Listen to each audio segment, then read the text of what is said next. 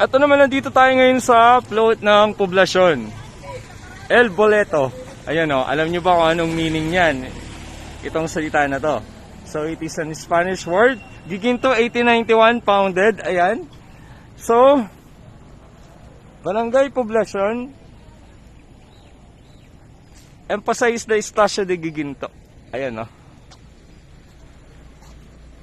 Yan, trivia lang yan. Bagay ng Ferrocarril de Manila, Dagupan ng Manila Railway Company. Ngayon ay Philippine National Railways. So, it symbolizes Barangay Poblasyon. That's why they have put it here. This is structure, ayan.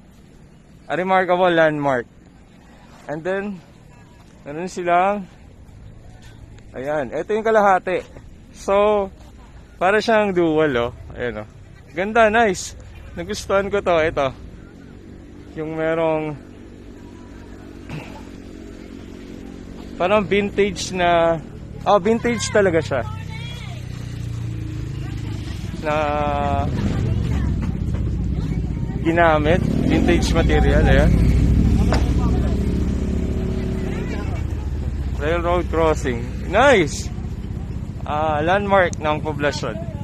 Itong pinakita nila dito.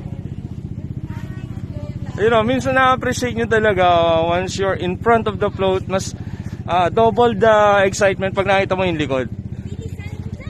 And I think doon nila ilalagay yung Aritrena dito sa parang may sombrerong malaki. Ayun, sa may taas. Ganda, ganda poblasyon. Nice.